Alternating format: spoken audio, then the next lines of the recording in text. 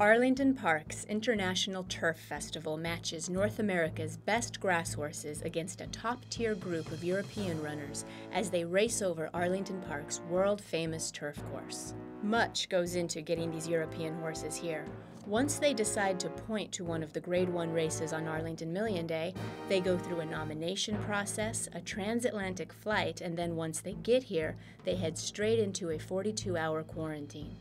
Let's take a closer look at their journey, starting with Arlington Park Stakes Coordinator, George Berry. First and foremost, European horses excel at this distance and this surface. If you look back in the last decade, 8 of the last 10 Beverly D winners were fillies, mares that were bred outside the United States. 5 of the last 10 million winners were either trained by European trainers or raced in some portion of their career overseas. The French Raider, Spirit One for France! It's very expensive to run in these races. The Beverly D costs $10,000 for a filly to start in that race. It's $15,000 to start in the Arlington Million. And to make your horses eligible, just to pay that fee to participate and run, there's a nomination process. This year, for example, 2011, we had 82 fillies and mares nominate for the Beverly D. We had 66 early nominations back in April for the Arlington Million. And in each case, about 1/3 of those nominations that came in were from overseas-based horses. Not just the logistics, but the expense can be considerable for these trainers. A flight from Europe might cost as much as $25,000 to bring a horse or horses over, just depending upon the specific arrangements that they would want to make. Let's meet with Jillian Dolman, traveling head groom and exercise rider for Arlington Million contender Wigmore Hall.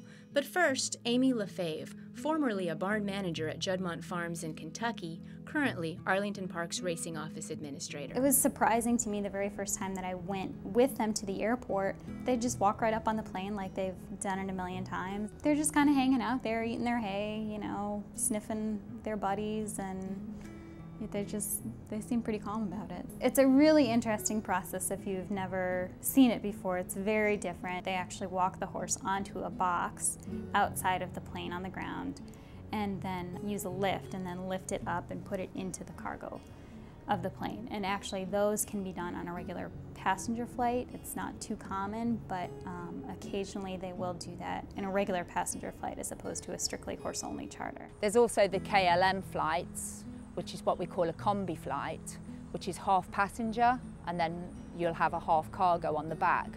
So basically you will sit as a passenger and they'll try and put you at the back of the passenger deck and you'll just go through a door at the back and that's where your horse will be.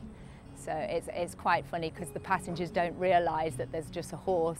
It's like you're going through a door as though you're going to the toilet or something and there's a horse out the back and the passengers look round and they see this horse standing there. They don't realise, so they find that quite amusing. You always keep on the good side of the crew that are flying you. That's the best, you know, the best way to be. You try to keep the temperature of the cargo area where the horses are kept between 15 and 17 degrees. It's nice, it's okay, and you know they have the food there so you can get up and make your own food, but you never touch, you're always aware of the captain's food and the crew's food and your food, so you, like I said before, you keep on the good side of the captain and the crew, or otherwise you know you're in trouble. Wigmore Hall, he's getting used to the flying now and he's getting an old pro at it now. You know, I think this is his 7th flight all in all, so he's getting used to it. Wigmore Hall's first trip to North America and Arlington Park resulted in last year's second-place finish behind Donegal Racing's Patio Prado in the Grade 1 Secretariat. Down to the final furlong, now full force of Patio Prado brought to bear. Patio Prado's in front of Wigmore Hall, working for upstairs Cherokee Lord 4th, the Millionaire, the Secretariat winner. The well-traveled Wigmore Hall has recently been to Dubai, Hong Kong, and Singapore. He settled into Dubai quite well. He didn't sort of settle into the heat very well to start off with. We left in the winter in England.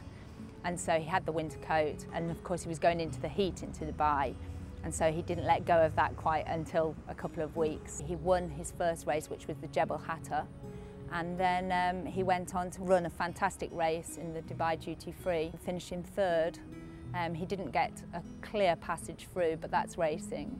I travelled with him to Hong Kong from Dubai. Coming into Hong Kong, we had a little bit of a scary moment as we were descending into Hong Kong. The plane came down and we had to abort landing, and we went straight back up in the air, and we did what they call a turnaround and came back in. But the horses didn't seem to mind. You know, they're quite used to it now. From Hong Kong to Singapore, I think it was only about a 4-hour flight, maybe a little bit longer. There was only the 2 horses, Wigmore Hall and Presvis, and they were getting quite used to travelling together because they'd gone from Dubai to Hong Kong and Hong Kong to Singapore together. They were becoming old friends. This flight, I think, was the best flight we've ever had, coming over to Chicago. He ate well on the flight, he ate everything that we gave him, and he drank a lot of water. I'm not too sure if they get jet lag or not. Sometimes you notice that they're a little bit tired the next morning. Well, this horse, I mean, he's been really special to me. You know, I've been so lucky with him that I've managed to see places that I would never get to see. Let's head over to the quarantine barn to find out more from Amy and Dr. Don Folker Calderon. The quarantine barn, it's just a precautionary thing. Very rarely does it cause any problems, but whether you're shipping horses from the U.S. to another country or bringing horses into the U.S., you know, each country doesn't want sick horses brought into their facility, obviously. And for example, like in England and in France, they don't have animals like possums and raccoons and skunks. Those don't even exist over there. So since those animals carry a lot of diseases here, you just want to make sure that you're not going to cross-transfer anything. During the quarantine procedure, the horses are escorted by the federal vet to Arlington Park's quarantine barn. Once arriving at the quarantine barn, they'll go into isolation. During the isolation, anyone who's in contact with the horses has to wear a Tyvek suit and Tyvek boots. And this is to prevent that person from carrying diseases into the horses. And also when they leave, they take the suit off, and that prevents them from carrying diseases out of the quarantine barn. They have to use only grain and food from the United States, also to prevent disease from being brought in. They drink bottled water because they're not used to the taste of our water, and there can also be contaminants in our water that can cause them to have some types of infections. It's kind of like when we go to Mexico, we don't want to drink the water. We have 3 quarantine areas at Arlington Park. The first one is a smaller barn, which is 2 stalls, which was built for when the Queen brought her horses here from England. Then we also have the main quarantine barn, which is our stakes barn. It's divided into 2 halves, making it 2 separate quarantine areas. Once the horse is out of quarantine, they are still held within isolation. They may go from the isolation barn to the track to train and back. The horses that I'll be shipping in will all have equine passports, very similar to the passports we use to travel from country to country.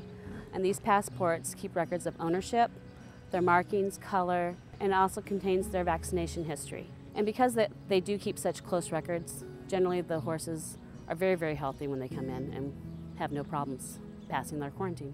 And what about Wigmore Hall? He's come through his quarantine really well. He came out yesterday morning sort of having a bit of a buck and a squeal, and I think he knew he was back at Arlington really, but he likes it here. Really the post position doesn't matter to him because he usually breaks quite slowly away.